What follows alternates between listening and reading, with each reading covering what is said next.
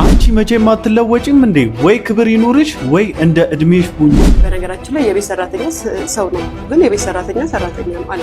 የስሎ ሞሽን መንፈስ የተወጋ ይሁን። ምንም አማራጭ የለም ወደ ኢየሱስ ከመምጣት ውጭ። የትኛውም ሃይማኖት አሁን ድናል ጸድቃል የሚል የለም። ትዝታው ሳሙኤል አሁን ደግሞ ምን ሆነ? በኔና በጳውሎስ በኔና በጴጥሮስ መካከል ኃጢአተኝነት ልዩነት የለም። ገደል የምትከተዋ ማርያም ለጀርባ የመንፈውስ ንሻንቲ ዓለም አፍልታለችና አይበቃችሁም ወይ? ሰዎች ዓለም አፍልታለች ለሰው ልጅ አትሆንም፣ የሰው ልጅ ተቃራኒ ስለሆነች ወደ አምላካችሁ ጠጋ ብላችሁ ኑሩ። አረ ሴትየው ደጊ፣ እድሜ ቁጥር ብቻ አይደለም ብስለትም ጭምር ነው። 33 ዓመት ኢየሱስ እዚህ ምድር ላይ ኑሯል። እኔ ደግሞ 38 ዓመት እዚህ ምድር ላይ ኑር ያለውኝ። እኔ ኢየሱስን በእድሜ እበልጠዋለሁ። ምሕረቱ ብዙ ነው፣ ምሕረቱ ብዙ ነው፣ ብዙ ነው፣ ብዙ ነው፣ ምሕረቱ ብዙ ነው፣ ብዙ ነው። ሰላም ሰላም፣ እንዴት ናችሁ? እኔ ወንድማችሁ ጂሚ ቤሪያው ነኝ። ዛሬም እንግዲህ እንደተለመደው በቆንጆ ቪዲዮዎችና በቆንጆ ሐሳቦች ከች ብዬላችኋለሁ። ሁላችሁም ቪዲዮን ከመጀመራችሁ በፊት ላይክ እያደረጋችሁ ቪዲዮን ጀምሩ። ሰብስክራይብ ያላደረጋችሁ ሰዎች ሰብስክራይብ እያደረጋችሁ ቤተሰብ ሁኑ። ይመቻችሁ። ስትበይ እንኳን ባታበያቸው አትሊስት ክብር እንኳን አሰጫቸውም። የቤት ሰራተኛ ሰው አይደለም ወይ? በነገራችን ላይ የቤት ሰራተኛ ሰው ነው፣ ግን የቤት ሰራተኛ ሰራተኛ ነው አለቀ። እረፍት ስትወጪ ነው ዘንጠሽ የምትወጪው። ቤት ውስጥ ስትሆኚ የስራ ልብስ ነው የምትለብሺው። ላስታውስሽ ብዬ ነው። አንዳንዴ አስባችሁ ታውቃላችሁ? በቤታችን ውስጥ አጋዥ ባይኖር ኖሮ ምን ያህል ህይወት ከባድ ሊሆን እንደሚችል፣ ስፔሻሊ ደግሞ ለእናቶች አጋዥ ባይኖራቸው ምን ያህል የቤት ውስጥ ጫና ምን ያህል እንደሚከብድ አይ ቲንክ በሶሻል ሚዲያ ላይ የምናያቸው አንዳንድ ልክ እንደ ሊያሾ ቁጭ ብሎ ገንዘብ ሜክ ማድረግ የለመዱ ሰዎች የሰው ቫልዩ የሚገባቸው አይመስለኝም። የሰው ቫልዩ ያውቃሉ ብዬ አላስብም። እና ስለዚህች ትልቅ ሴት እንግዲህ በጣም በተደጋጋሚ ብዙ ጊዜ አውርቻለሁ ስለ ኢየሱስ ክርስቶስ የሆነ አልፎ አልፎ በምትናገረው ነገር እንደው ልቧ መለስ ካለ እንኳን ኢየሱስ ክርስቶስ ገብቷት ንስሐ ገብታ ወደ አምላኳ ከተጠቀለለች የሚል ምኞትና ናፍቆት ነበረኝና በጣም ብዙ ጊዜ በተደጋጋሚ እቺ ሴት በሷ ሳይድ ሆኜ እየደገፍኳት ምናምን ነገር ቪዲዮ ሰርች አውቃለሁ። ዛሬ ግን በጣም ነው ያዘንኩባት፣ ጌታም በጣም ነው ያዘንኩባት። ማንም ሰው ፈልገው አይደለም ሞግዚት እየሆኑ ያሉት፣ ቢቸግራቸው ነው ማለት ነገን ተለውጦ ራሳቸውን ማግኘት ስለሚፈልጉ ለውጥ ስለሚፈልጉ ነው እንጂ ፈልገው አይደለም። የሆነ ፈልገው ደልቷቸው የመጡ ያህል እንደዚህ ማመነጫጨቅና እንደዚህ አፍ መክፈት ግን ትክክል ነው ብዬ አላስብም። ምን ያህል እንዳገዟችሁ እኮ እናንተ ቤት ውስጥ ካለው ጫና ተነስታችሁ ታውቃላችሁ አይደለ? እኔ ነገሮችም ሚዛናዊ ሁሉንም ነገር ማመናፈስ ትክክል ስላልሆነና ሁሉም ነገር ላይ አመናፍሼ ቪዲዮ መስራት ስለማልፈልግ ነው። እንደዚህ አይነት ነገሮችም ላይ ከሁማኒቲ አንጻር ሀሳብ መስጠት ተገቢም ስለሆነ ነውና እንደዚህ የምታደርጉ ሴቶች፣ እንደዚህ የምታደርጉ እህቶቻችን አድቡ። ለሰራተኞቻችሁ፣ ለሞግዚቶቻችሁ፣ ልጆቻችሁን ለሚንከባከቡላችሁ፣ ለሚያበሉላችሁ ክብር ስጡ፣ አክብሯቸው፣ ቦታ ስጧቸው፣ ቫልዩ አድርጓቸው። ምክንያቱም እያገዟችሁ ነው። እናንተ በማትችሉበት ሰዓት እያገዟችሁ ነው። ልጆቻችሁን ቴኬር እያደረጉላችሁ ነው። ቤታችሁን ቴኬር እያደረጉላችሁ ነው። ንጽህናውን እየጠበቁላችሁ ነው። እና ስለዚህ ለእህቶቻችን ለሰራተኞች ክብር ብሰጡ ደስ ይለኛል። በኔና በጳውሎስ በኔና በጴጥሮስ መካከል በኃጢአተኝነት ልዩነት የለም፣ በጽድቅም ልዩነት የለም። አለቀ። ልጄን እመንና ዳና። አሁን ኦርቶዶክስ ውስጥ ያለው አመጽ ያንተን ልጅ አይበቃንም፣ ስለዚህ ሌሎችን የሌሎች ተቅማጥ፣ የሌሎች ድንጋይ፣ የሌሎች የተቆረጠ እግር፣ የፈረጠ አይን እንፈልጋለን የሚል ህዝብ ነው ያለው። ይሄ ወንጀል ነው። እግዚአብሔር ላይ ታዲያ እየተናገረ ያለው ነገር እኮ የተሰጠ የመዳን መንገድ ላይ መቀለድ ነው። ስለዚህ ቢጫም ለብሶ ጥቁርም ለብሶ ነጭም ለብሶ ያስተምርህ የአጋንንት ትምህርት ነው። እደግመዋለሁ፣ የአጋንንት ትምህርት ነው። በኦርቶዶክሳውያን እህት ወንድሞቻችን የምናያቸው አንዳንድ አስተምህሮቶችና የአስተምህሮት ግድፈቶች በነገራችን ላይ ስሜታዊ ያደርጋሉ። ሲቀጥል ደግሞ ኮሜንቱን ገብቼ ለማየት ሞክሬ ነበረ። ደባል አናስገባ፣ ደባል አታስገቡ፣ ደባል አላስገባም ብሎ ማለቱ ምንድነው የሚያበሳጫችሁ? ደባል አታስገቡ፣ መዳኛ የሆነው ኢየሱስ ክርስቶስ ብቻ ነው ማለቱ ለምንድን ነው የሚያበሳጫችሁ? ለምንድን ነው የሚያስከፋችሁ? ይሄ እኮ ሊያስከፋችሁ አይገባም ነበረ። ስሜታዊ ያደርጋል። የተናገረበት ወይ ምናምን ኦፌንድ ሊያደርጋችሁ ይችላል። ነገር ግን እውነቱ ቢገባችሁ፣ እውነቱን ብትረዱት እናንተም ከዚህ በላይ ትናደዱ ነበረ፣ ከዚህም በላይ ትበሳጩ ነበረ። ስለዚህ ለመረዳት ሞክሩ። ለምን እንደዚህ እየሆነ እንዳለ፣ ለምን እንደዚህ እየተናገረ እንዳለ፣ ለምን እንደዚህ በጣም ስሜታዊ ሆኖ እንኳን እያወራ ያለው ኢሞሽናል አድርጎት ጉዳዩ እየተናገረ ያለው እናንተ ገደል እንድትገቡ አይደለም፣ ደባል ባለማስገባት ህይወታችሁን እንድትታደጉ ነው። የሃይማኖት ጉዳይ ስለሆነ ኢትዮጵያ ውስጥ ትንሽ ነገሮች ኮምፕሊኬትድ ናቸው። እንደ ልብ ለማውራት ይቸግራል። ግን ደግሞ ያለው ሪያሊቲ መነጋገሩ ደግሞ አይከፋም። ምንም አማራጭ የለም ወደ ኢየሱስ ከመምጣት ውጭ። የትኛውም ሃይማኖት አሁን ድናል ጸድቃል የሚል የለም። ሁሉም ሃይማኖት ቼክ ነው ያለው። እኛ እኮ ካሽ ነው ያለን። ካሽ ብራዘር፣ እነሱ ቼኩንም አልያዙም ሲጀምር ቼኩንም አልያዙም። ወደፊት ድናለው ነው የሚለው አልያዘም። እኛ ካሽ ላይ ድነናል፣ ጸድቀናል። አሁን ድነናል፣ አሁን ጸድቀናል፣ አሁን ተቀድሰናል። የትኛውም ቤተ እምነት ከወንጌል አማኝ ውጭ ብትሄድ ድነሃል፣ ጸድቀሃል የሚል ማንም የለም። አንድ ክርስቲያን ብሎ እግዚአብሔር የሚያውቀው በክርስቶስ ብቸኛ አዳኝነት ያመነውን ጴንጤን ብቻ ነው። ለሌሎችም እንነግራቸዋለን፣ ወደዚህ ወደ ክርስትና እንድትመጡ እንነግራቸዋለን። በወንጌል አላፍርምና ይላል። ኢየሱስ ጌታ ነው። ወንጌል እርግጥ የሆነ ታማኝ የሆነ ሐቅ የሆነ ለማመን የሚከብድ ግን መልካም ዜና ነው። በእምነት ትጸድቃለህ ሲባል ይከብደዋል። ኢቫንጌሊዮን የሚለው ትርጉሙ እኮ በራሱ በፊትም ነግሬያቸዋለሁ። ኢቫንጌሊዮን ማለት ለማመን የሚከብድ ነገር ግን እርግጥ የሆነ ዜና ማለት ነው። ከፍ ያለ ነው። አይተሃል? አሁን በስራዬ ጸድቃለሁ የሚል ሰው በእምነት ትጸድቃለህ ሲል ለማመን ይከብዳል። እንደዚህ ዝም ብሎ በቀላል? አዎ በቀላል። እግዚአብሔር ነገሩን ኢየሱስ ላይ ያከበደና አንተ ላይ ያቀለለ። እግዚአብሔር ከባዱ ነገር ኢየሱስ ላይ ጭኖ አንተ ላይ ግን ቀለል አድርገው። ለምን? ሸክምን ሁሉ ኢየሱስን አሸክሞት አንተን ግን ና ሸክምህን ላራግፍልህ ይላል። ማንም ስለ መዳኔ እኔ ፐርሰናሊ ነው ማወራው። ማንም ስለ መዳኔ እርግጠኛ ሆኖ የሰበከልኝ ሰው የለም። አሁን በተቀበልከው ቅጽበት ኢየሱስ ክርስቶስን የግል አዳኝ አድርገህ በተቀበልከው ቅጽበት ትድናለህ፣ ትጸድቃለህ ብላ የመሰከረችልኝ ያስተማረችኝ መናፍቅ ብላችሁ አሁን የምትጠሯት ወንጌላዊ ታማኝ ቤተክርስቲያን ናት። ወይም ደግሞ ጴንጤዎች ናቸው እውነቱን የነገሩ፣ ጴንጤዎች ናቸው እውነቱን ያስተማሩ። ካሽ ነው ያለን እኛ የሚታይ ተንጀብል የሆነ ነገር። መዳናችን በጥርጣሬ የምናየው ወይም ደግሞ እንድናለን እየዳንን ነው ወደፊት እንድናለን አይነት የሆነ ሎጂካል አድርገህ የምታስበው ጉዳይ አይደለም። አሁን ተቀበልከው አይደለ? አሁን ትድናለህ። አሁን ነው ሸክም ቀንበር ከላይ ላይ የሚራገፍልህ። ምክንያቱም ይሄ የፕሮሰስ አምላክ አይደለም። የፕሮሰስ አምላክ ነው ብዬ አላስብም እኔ። በቃ መዳን ዛሬ ተፈጽሟል፣ አለቀ። ዛት ሲት የሆነ ዝሩ ፕሮሰስ ምናምን ያ ግን ክርስቶስን ወደ መምሰል ግን ታድጋለህ።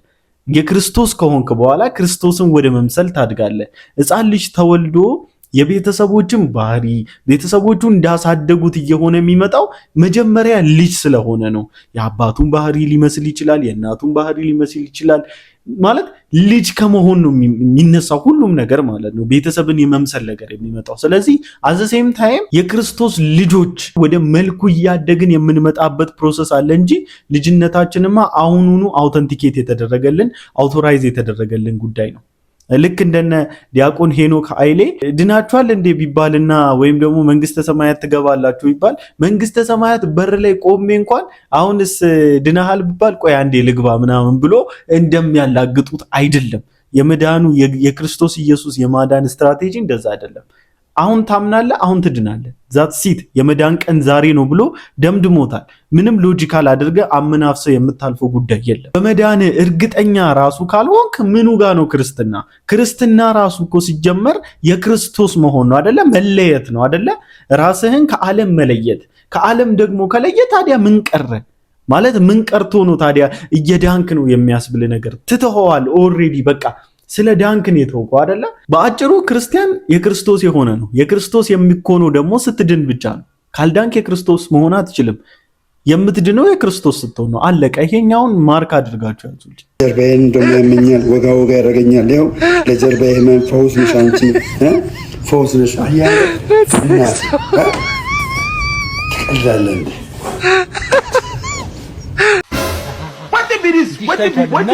ለእናትሽ ቤዛ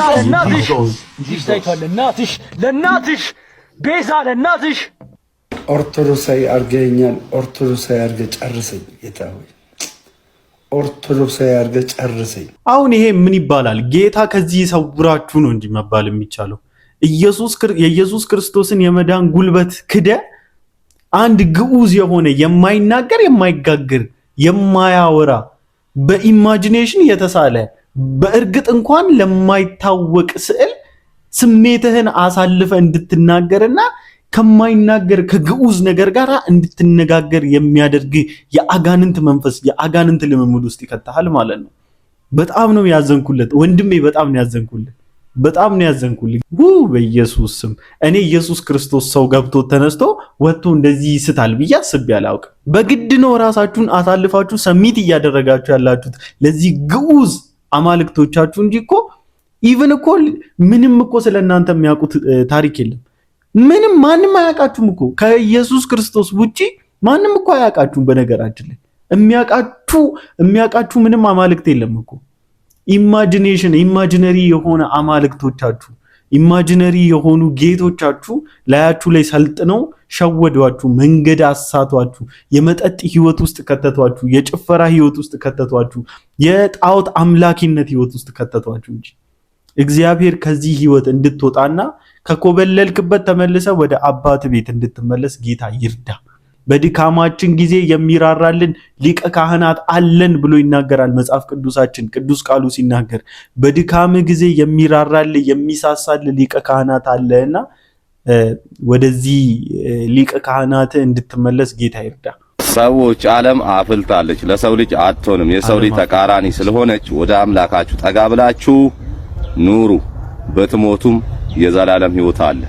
ኢየሱስ ክርስቶስ እንዲህ ብሏል፣ እሄዳለሁ በሰማይ ስፍራ አዘጋጅላችኋለሁ መጥቼም ወስዳችኋለሁ ስላለ ተዘጋጁ ወደሱ። እውነቱን እኮ ነው። ዓለም አፍልታለች። በቃ እንደምታዩት ነው ማለት የኢየሱስ ክርስቶስ ነገር ቀሎባታል። ስለዚህ ዓለም የኢየሱስ ክርስቶስ ነገር ቀለለባት ማለት ገደል ልትከተን እየዳዳች ነው ማለት ነው። ስለዚህ ወንድሞቻችሁን እህቶቻችሁን እንዲያመልጡላችሁ በተቻላችሁ መንገድ ሁሉ ኢየሱስ ክርስቶስን ከመስበክ እንዳትቦዝኑ፣ ኢየሱስ ክርስቶስን ከመናገር እንዳትቦዝኑ። በዚሁ አጋጣሚ ጌታ ኢየሱስ ክርስቶስን የግል አዳኛችሁ እንኳን አድርጋችሁ ያልተቀበላችሁ ሰዎች የመዳን ቀን ዛሬ ነው ወገንታት። የፕሮሰስ ጉዳይ አይደለም። ዛሬ ነገ ጌታ ኢየሱስ ክርስቶስን እቀበለዋለሁ፣ ዛሬ ነገ ቸርች ሄጄ እስቲ የሚሆነውን አያለሁ ብለ በተስፋ ያለ ሰው ኢየሱስ ክርስቶስ ወይ ይመጣል ወይ ወደሱ እንሄድ ይሆናል። ስለዚህ ምንም ተስፋ አድርገ በዚች ምድር ላይ እርግጠኛ ሆነ የምትኖርበት ነገር የለም። በዚች በምትወጣዋ በምትገባዋ እስትንፋሳችን እንኳን እርግጠኛ ልንሆን አንችልም። ስለዚህ ኢየሱስ ክርስቶስ ላይ ታምነ በህይወት ኖርክ አልኖርክ፣ ስጋ ሞተ አልሞተ ምንም ችግር የለውም። አንዴ በኢየሱስ ክርስቶስ እጅ ግባ እንጂ። ስለዚህ ይቺ ዓለም ግሳንግሷን እጅግ በጣም ማግኒፋይ ለማድረግ እየሞከረች ነው። እስፔሻሊ በወጣቶች ህይወት ለመቀለድ ቆርጣ ተነስታለችና በዚች ግዑዝ ዓለም፣ በዚች ጠፊ በሆነች ዓለም፣ በዚች አምላካችን ከዙፋኑ ብድግ ባለ ሰዓት በምትጠፋ ጸጥ በምትል ዓለም ተሸውዳችሁና ተታላችሁ ከኢየሱስ ክርስቶስ ኮብልላችሁ ርቃችሁ የዘላለም ህይወታችሁን እንዳታጡ። ሰው ግን ምን ቢሆን ነው በዚህ ልክ ደፋር የሚሆነው? ስሟት 33 ዓመት ኢየሱስ እዚህ ምድር ላይ ኖሯል። እኔ ደግሞ 38 ዓመት እዚህ ምድር ላይ ኖር ያለውኝ። እኔ ኢየሱስን በእድሜ እበልጠዋለሁኝ። መቼም ዞረህ መተህ ኢየሱስ ፈጣሪ ነው አምልኩት እንዳትል። ቢያንስ እኔ በእድሜ የምበልጠው ሰውዬ ፈጣሪ ነው። በጣም በርካታ ሰው እንዳይፈልጋሉ ይሄን ቪዲዮ ምንም ለማድረግ አይደለም። አይ ነው መጽሐፍ ቅዱስ ሲቃጠል ሲቀደድ እያየን ነው በዚህ ዘመንና እኛ ለክስም ማንሄደው ትቀጣ፣ ትታሰር፣ ትሰቀል፣ ትገደል ማንለው እግዚአብሔር ለክብሩ የሚቆረቆር አምላክ ስለሆነ። ቆይ ይሄ እንዴት ያለ ድፍረት ነው ማለት? ከየት ያመጣሽው ድፍረት ነው? በእርግጥ አንቺ ብቻ አይደለሽም። በዛ ሃይማኖት ውስጥ በሙስሊም ሃይማኖት ውስጥ ያላችሁ አብዛኛዎቻችሁ ደፋሮች ናችሁ። ከየት ያመጣችሁት ድፍረታችሁ ነው? አልፋና ኦሜጋነቱን እኮ አትክዱ። ፊተኛና ዋልኛው ያለና የነበረ የሚኖር አምላክ እንደሆነ እኮ አትክዱ። እርሱ እኛም ብሎ ከወደቅንበት ከድጥ ከማጡ ሊያወጣን መጣ። እንደዚህ ደግሞ ሲለገጥበት ሳይ እንዴት ልቤ እንደሚረድ በቃ ልቤ በጣም ነው የሚረደው። እንዴት ታሳፍራላችሁ? ምን ማለት ነው? ከእድሜ ጋር 30 ዓመት ኖረ ምናምን፣ እኔም እኮ 30 ዓመቴ ነው ምናምን። ምን ማለት ነው? ምንድነው ማለት? what is your point? ምንድነው ፖይንትሽ እዚህ ጋራ? ምንድነው መቃወም የፈለግሽው? ምንድነው አድረስ ልታደርግ የፈለግሽው? ምንድነው የሚያስተምረው? ምንድነው? ለምን ሪያሊቲውን መደበቅ ፈለግሽ? ለምንድነው ሪያሊቲውን ወደ ጎን ማድረግ የፈለግሽው? ነውር እኮ ነው። ራሱን ዝቅ አድርጎ መምጣቱን እኮ ነው እናንተ መቀበል ያልቻላችሁት። አልፋና ኦሜጋነቱን፣ ገናናነቱን፣ አምላክነቱን ለኛ ለሰው ልጅ ካለው ፍቅር የተነሳ ዝቅ ማለቱን ነው እኮ መቀበል ያልፈለጋችሁት። እናንተ እንዴት አምላክ ሰው ይሆናል ትሉናላችሁ። እኛ የገረመን ደግሞ አምላክ ሰው እንዴት ሊሆን እንደቻለ ነው፣ ለኛ ሲል፣ ያውም ደግሞ ለኛ ለኃጢአተኞች ሲል፣ የጸቡን ግድግዳ ለማፍረስ ሲል አምላክ ሰው መሆኑን የገረመኝ። አንቺ እሱ ነው ግራ የገባሽ። እኔ ደግሞ በጣም የሚገርመኝ እሱ ነው። አጋንንትን ስብሐ ለሚሉ ሰዎች ድጋሙን ብቻ አላቀላቸው፣ ግን አጋንንት ሊጠራ ነው የራሱ ጉዳይ። እሺ በስመ አብ ወወልድ ወመንፈስ ቅዱስ አሐዱ አምላክ ምሳ በጅለላ አቅረቦሙ ጉማሮስ ንጉሰ ወምለታዘዞሙ ምርኮሙ በውስተ ባሕር ክድኖሙ ኑ ኩሎሙ መተቱን ጀመረው። በስሙላ በስሙኖል በስሉ መንፈስ ቅዱስ በስመ ሰለስቱ አካላት ወሃዱ መለኮት ወሃቤ ንጉስ ሰይጣን ሳጥናኤል ነውን ከማሬ ለዘውሃቢያን በልጅነቴ ባንተና በኔ ድፍን ድሮ ዛውጻይኮሙ አይመጣም እንዴ ዲሎስ ዘራይስ ተወከል ከጀኖን አርቀመጆን ከመረና አስቴር ኖጎር ኔጎር ፌጎር አክነፍ መንፈስ አጋነንት ሀሩጽ አሰራውስ ከጎጃም ውርጃንን ከትግሬ ሶረንን ከአምባሰል ነጩንን ከበየምድር ኩርፋንን ከገደል ከተጉለት ሀገሬን ከመንዝ ተአምሪያን ከጨርጨር አፍ ምንድነው? እስቲ ንገሩኝ በጌታ ኦርቶዶክሳውያን እህት ወንድሞቻችን ምንድነው?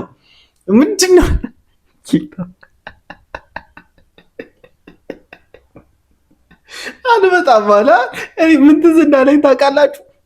ያ ይሄ ሐሰተኛው ነብይ በዮና ሀገር ውስጥ ኦሮሚያ ክልል አካባቢ ነውና የሞተ ሰው አስነሳለሁ ብሎ ጉርጓድ አስቆፍሮ ምናምን ነገር በላይ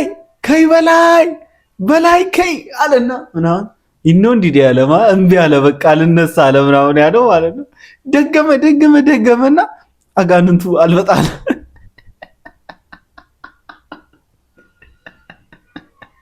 ጌታ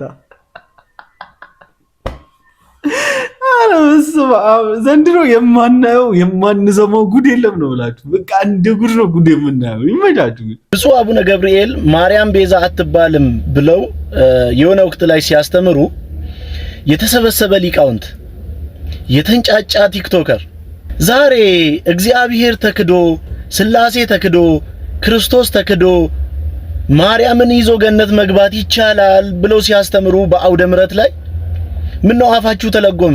በሰላም ነው? ማርያም ቤዛ አትባልም ማለት ነው ወይስ ስላሴን ክዶ ማርያምን ይዞ ገነት መግባት ይቻላል? የትኛው ነው የክደት ትምህርት? እየተናገረ ያለው ነገር ሪያሊቲ አይደለም ነው የምትሉት?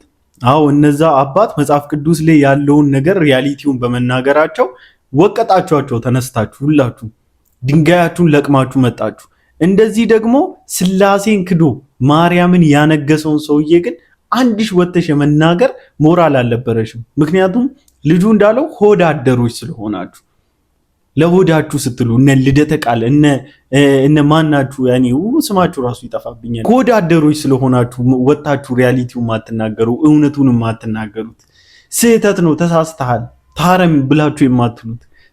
ምክንያቱም ይሄ ሰፊው ማህበረሰብ ጋቢ የጠቀለለው ሲመጣበት ስለሚያስደነግጣችሁ ስትናገሩ ደብተራዎችን ስትናገሩ የደብተራው ተከታይ እንደሚወቅጣችሁና እንደሚቀጠቅጣችሁ ፎሎወራችሁ እንደሚረድባችሁ እንደሚቀንስባችሁ ስለምታውቁ ሆድ አደሮች ናችሁ። ትክክል እንደሆነ አድርጋችሁ ጆሮአችሁ እንዳልሰማ ዝም ብላችሁ ያለፋችሁ ሰዎች በሰላም ነው? ለምንድን ነው ሆድ አደር የሆናችሁት? ለይተን እያየን ነው ማለት ነው። ጉዳዩ የቤተ ክርስቲያን የዶግማ ጥሰት የትምህርት ጥሰት ሳይሆን ጉዳዩ የምን ጉዳይ እንደሆነ እየገባን ነው። ከድሮም እናውቀዋለን። አሁን ግን ማረጋገጫ እያገኘን ነው። ያ ሁሉ ህዝብ የተንጫጫው፣ ያ ሁሉ ሊቃውንት የተሰበሰበው ጌታ ዘመንህን ይባርኮ ወንድሜ፣ ተባረክ። ትክክለኛ እይታ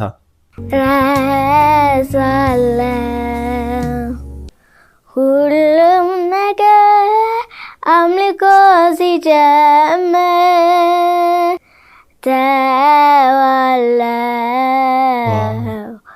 ያስጨነቀኝን ሳየው ፊትን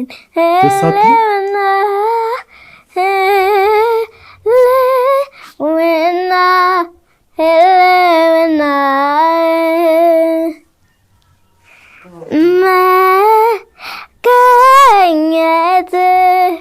መገኘት ሁሉ ነገር ነው መልስ ያገኘው። ተባረኪ እህታችን፣ ጌታ ጸጋውን ያብዛልሽ።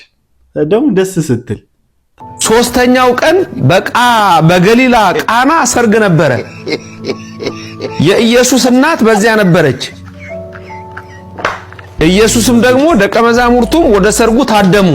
ድንግል ማርያም ተጠርታ እኮ ነው ልጅሽን ይዘሽ ነይ ተብላ። መቼ ገባዋል ታዲያ? ከሃዲው ዓለም ያረከሰው አስተሳሰብ እኮ አይገባው። አይገርምም?